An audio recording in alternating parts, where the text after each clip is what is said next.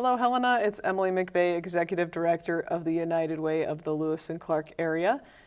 And I am here with Jeff Busher, who is the Community Impact Coordinator at United Way. We're here interviewing each other today.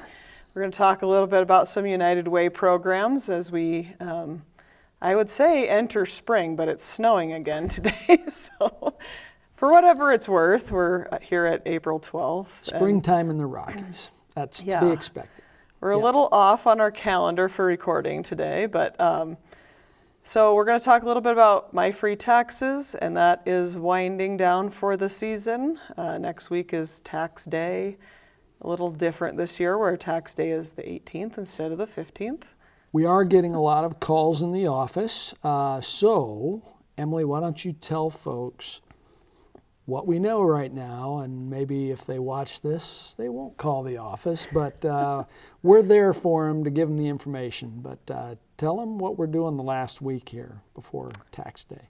Yeah, by the time you watch this, it will probably have already happened, but tomorrow, April 13th, will be the last tax clinic here in town. It's at Good Samaritan Ministries from 11 to 4. Those clinics have been run all season by volunteers. They are VISTA volunteers that come from around the country. They're through Rural Dynamics Incorporated out of Great Falls. And they do that every year. They bring VISTAs here to town to do those clinics for us. And tomorrow will be that last clinic to drop off paperwork, and then they will get all the taxes completed and filed before next Tuesday. And tomorrow, that's at Good Samaritan, that's walk-ins, is that right? Walk-ins only, right, at the thrift store on Montana Avenue, yep. Right. But I will say, we both jumped into these jobs right before COVID. So our first experience with free taxes was 2020.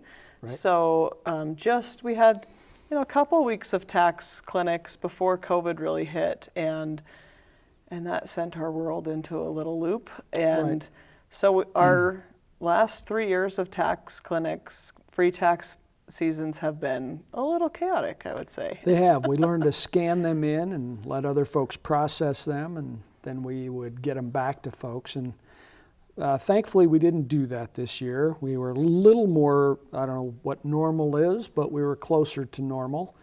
And tell them about the online free service that's available to folks. Yeah, so if you're still looking for tax help in the last few days before they're due, you can go to myfreetaxes.com.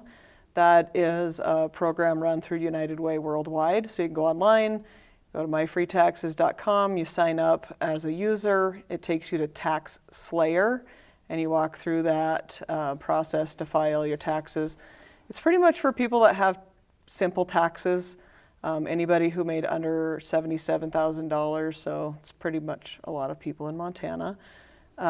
If you have anything a little more complicated, there are a lot of other resources through the Department of Revenue and the IRS. So if you go to either of their websites, there's lots of other options for free on those sites. If you have anything a little bit out of the norm, they might have an option for you there.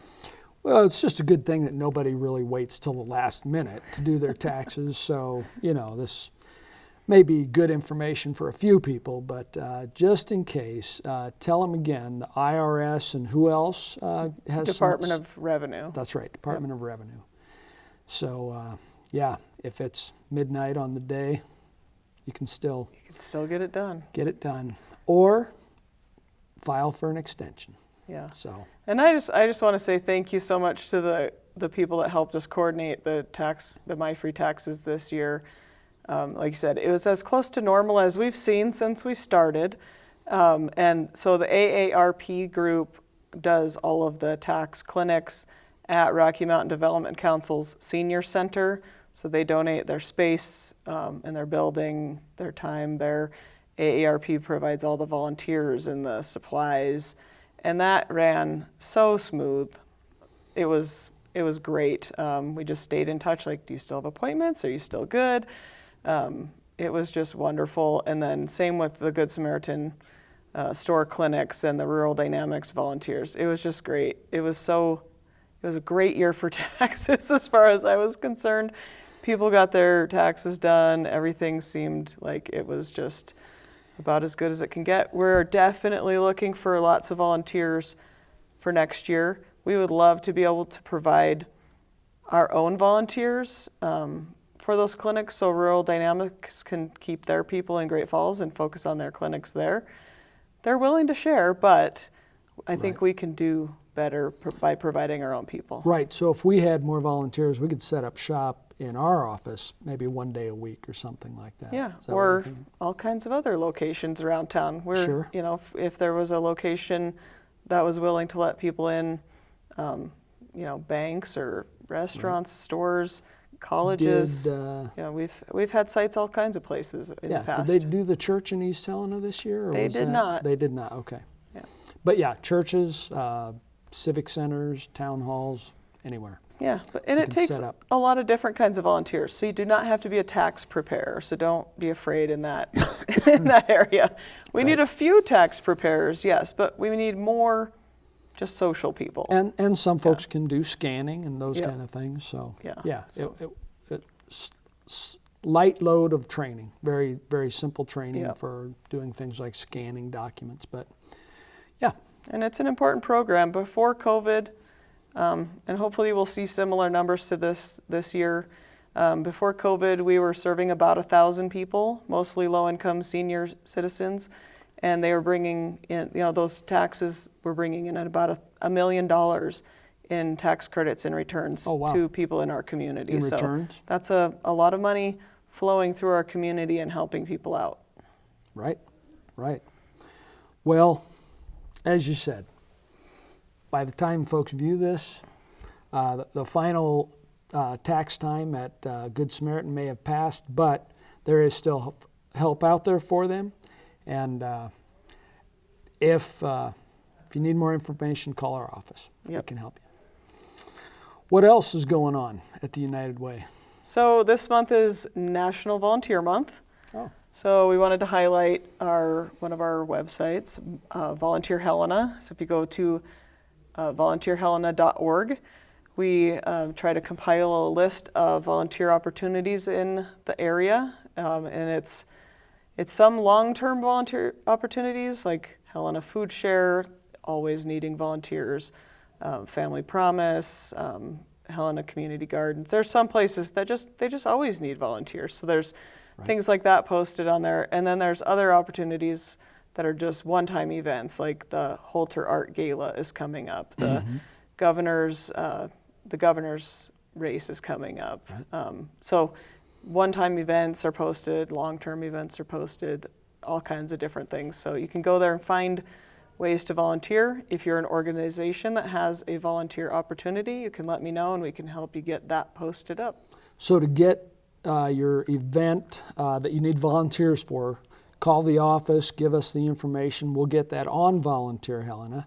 And the great thing, volunteerhelena.org. Yep. And the great thing I like about this website is so agencies, groups can list their needs, but the other part of it is if someone wants to volunteer, what does that person do? If they see one, oh, I'd like to help with that. How does that process unfold? They can actually send an email through the site directly to whoever the Oh, to manager, the organizer? yeah, the manager of that volunteer opportunity, and that person at the nonprofit or whatever organization will get an email from that person saying, "I'm willing, pick me." All right. Or sometimes when they have a lot of volunteer opportunities for like a certain event, they'll do a sign up Genius or a sign up one of those kinds of things. Oh, that'll and so send we'll the just person. we'll just put a link right there on the volunteerhelena.org site and just say just click on the link and go ahead and sign up instead of making it a little harder. We just say Sure. go right there, sign up right there on that site. So a little bit different ways depending on the opportunity, but yeah, you can get all the information by just clicking on the link to that volunteer opportunity.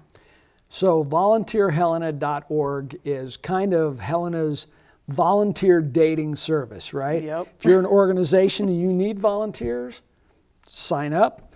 If you are a person that has some free time, has a certain skill set, or doesn't care and would like to help in some way for some organization, you can look at the menu and find a group that you'd like to volunteer for, and we'll help you get connected. So, yeah, should not be a shortage of volunteers.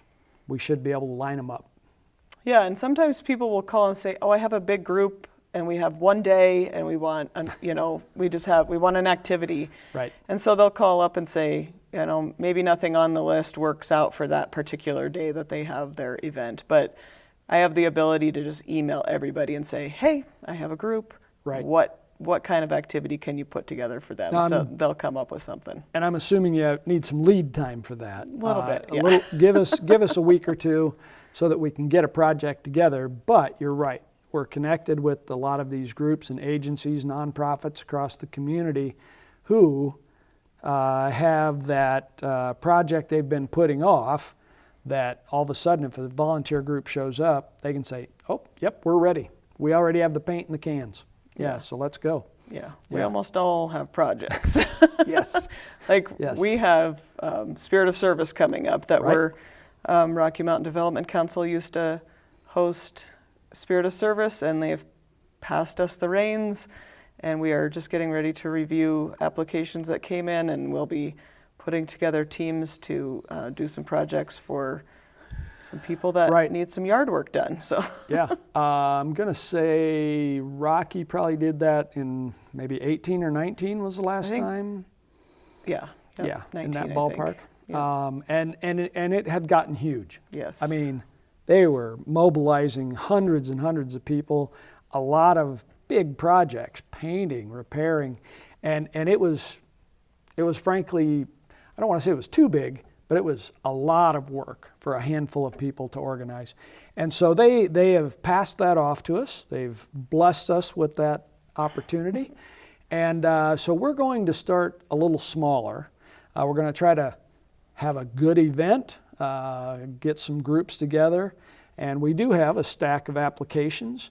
We're going to narrow it down to 5 or 10, somewhere between 5 and 10 projects, and put some teams to work. And we have a date set. It's in June, isn't it? June 7th. June 7th, yeah.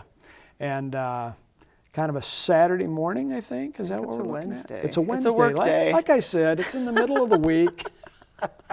And I might be wrong on the 7th, but it's Okay. in June. Yeah, I think that's right. I think it's June 7th, and which I'm sure will be a lovely day here in Helena. We do have a And, rain day backup. That's right. So, yes. That's right. We do have a rain backup. So, and it'll mostly be landscaping, outdoor yard work, nothing major, no roof replacements, no big projects. We can't climb any scaffolding. Right, The insurance right. won't let us. Right. Got to keep it safe. And most of and we're trying to choose applicants that are, in fact, what I've seen is elderly, disabled folks that, frankly, need a hand getting their place ready for the summer. So we're looking forward to really a fun day of helping our neighbors, which is what the United Way is all about. So Yeah, and we're sort of in a rebuilding year for yes. SOS. For Spirit of Service, this will be our first go around with it. So we want it to be a quality project and just a good time for everyone. Everybody wins. Folks get to volunteer and folks get their yards cleaned up and ready for the summer. So looking forward to it. All right. Well, now I'll ask the questions. Okay, what All are right. you going to ask about? So we just wrapped up voting on Kids Art, yeah. the annual Kids Art project, which is actually our longest running community impact program. It's in its 20th year. It's our 20th Kids Art winner was just announced, and first time winner. Yeah, that's right. We when we send out invitations for students to participate in Kids Art, we send it across the Tri-County area. We send it down to Boulder and Townsend and Lincoln and Augusta. And this year's winner, they got the most votes on Facebook, is a student from Lincoln, Lincoln Grade School. I think it's a third grader, in fact. And so we will plan a pizza party up in Lincoln coming up toward the end of the school year. And I did learn that they have 4-day school week. So it won't be on a Yes. Friday. It'll be on probably a Thursday. We'll see. So yeah, our first place winner is a student from Lincoln. The information and the pictures are on our website. The second and third place winners are both students from Warren Elementary out in the valley. So excited to have the participation. I was just doing the math. We had about 30 classrooms participate this year, which if you multiply that out, 20 students per classroom, about 600 or so pieces of art we got in the office and had to look through. And a lot of great messages, a lot of messages about recycling, helping the homeless, stop the war. Kids are always amazing with the ideas that they share and the things that they feel like are important. Maybe what we should do is send some of our kids' art up to the legislators on the Hill. Let them have a look and see what the kids think is important this year. But that's a whole other topic we won't get into. But yeah, kids' art has been fun. And it's hard to believe we've been doing it for 20 years. But it is so much fun to, and beyond just the art, we should mention that what we have the students do is look at a fun video on YouTube by Kid President. Kid President's probably a teenager or an adult now, but it's a video where he just really inspires students to get involved in their community and be aware of the needs around them. And then the classrooms have some dialogue and discuss what are important issues that we can make a difference in. And then they work on their art projects. And it's just a small card, but they get very creative. And it's a lot of fun. It's probably one of our more fun projects during the year. It's good community involvement. And I do have to say, I hope we can work something out in a perfect world, and when we were fully funded and resourced, we'd like to get the winner of each year's Kids Art. I think they used to do this, get that up on a billboard in town. In this case, maybe, I don't know if they have, I don't recall billboards up in Lincoln. They probably do, but maybe we can post that somewhere up there that they can enjoy that in the community. So yeah, great message for the community too. Yeah, it's a fun project, and yeah, like I said, the kids are so talented. They must have done something new with crayons because this year's art was so bright. It was.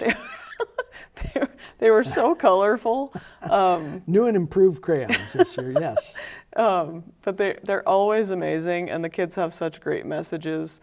They are very in tune with what's going on in the world, and just being good people, and yeah, they get it. So it's always fun to watch that. And so yeah, any other last minute things to mention before we sign off for the week? Well, what are we working on right now? Well, with spring coming on, we continue our efforts in working with our unsheltered population, and we know that our Montana Emergency Rental Assistance Program is unwinding. It's running out of funds, and so we do anticipate folks coming out of hotels, and it's already affecting some of our partners in terms of folks looking for affordable housing and places to stay. So we're working and doing the best we can to help folks and families as they come out. And I should mention, it's not just finding them housing immediately, but there are one other option that we utilize is what we call diversion. Sometimes we talk with that family or that person and say, is there someone you know that you maybe could live with or stay with? Not necessarily trying to just ask them to leave town, because this may be their home. Most likely it is their home, and that's why they want to stay here. But sometimes by just asking a few questions, this diversion program helps them maybe think of resources that they may not have thought of before. And so there are a lot of moving pieces to this issue, and we continue to work on that. So as springtime rolls around and our unsheltered friends are out and about more, I would just encourage us all to continue to be patient as we work through these challenges as a community. Well, and we work a lot around on wrapping services around them, building life skills. Yep. So it's a lot more than just housing. It's Absolutely. full holistic approaches to It is. helping people in the services that they need.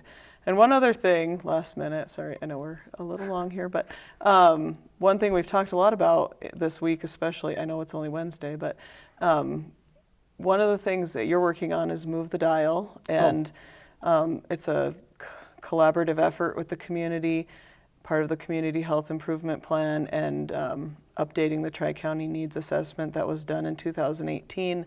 But it's really, we've always really kind of focused on the unsheltered population and the low-income needs of people in needing affordable housing.